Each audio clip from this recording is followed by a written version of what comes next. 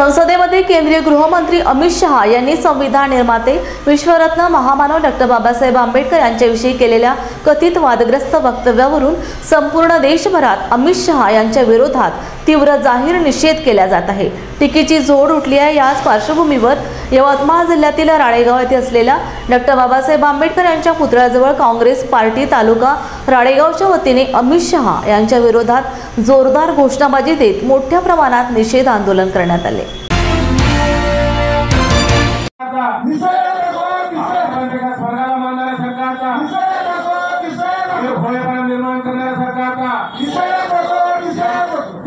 मोदी सरकारचा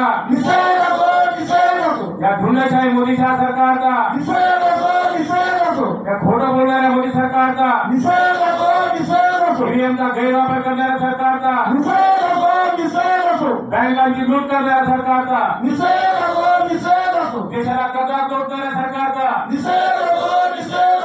भारतीय लोकशाहीला गळा घोटणाऱ्या सरकारचा 4 वर्षाच्या मुलींवर बलात्कार करणाऱ्या सरकारचा बलात्काराचे समर्थन करणाऱ्या सरकारचा बलात्काराचे कौतुक करणाऱ्या सरकारचा भारतीय लोकशाही भारतीय डॉ. बाबासाहेब आंबेडकरांच्या विचारांचा गेल्या 17 तारखेला भारतीय लोकशाहीच्या मंदिरामध्ये खरं तर अत्यंत सुंदर अशा संविधानावर चर्चा होऊ घातली असताना या देशाचा गृहमंत्री पंतप्रधानांनी सभागृहात न येता उत्तर देण्याची धमक नसणाऱ्या मोदींनी सभागृहात येणं नाकारलं आणि या गुंडांच्या हातामध्ये माईक देऊन त्यांना मुभा दिली। खरं तर त्या दिवशी संविधानावर चर्चा व्हायला पाहिजे होती। डॉ. बाबासाहेब आंबेडकरांच्या कल्पकतेतून जगातल्या 60 देशांचा सुंदर अभ्यास बाबासाहेबांनी केला। कोणत्या घटनेमध्ये मानवी हिताचे कोणकोणते अत्यंत मौलिक विचार आहेत ते त्यांनी स्वीकारले। सुंदर भारतीय लोकशाहीची निर्मिती केली। त्याचा परिणाम म्हणून 2 वर्ष 11 महिने 17 दिवस खऱ्या अर्थाने डोळे फोडून रात्रीचा दिवस करून घसा कोरडा करून डॉ. बाबासाहेब आंबेडकरांनी सुंदर संविधान लिहिलं। या संविधानात सुंदर सुंदर मूल्यांचा विचार व्हायला पाहिजे होता। या भारतीय संविधानात सुंदर सुंदर कलमांचा सुंदर विचार व्हायला पाहिजे होता।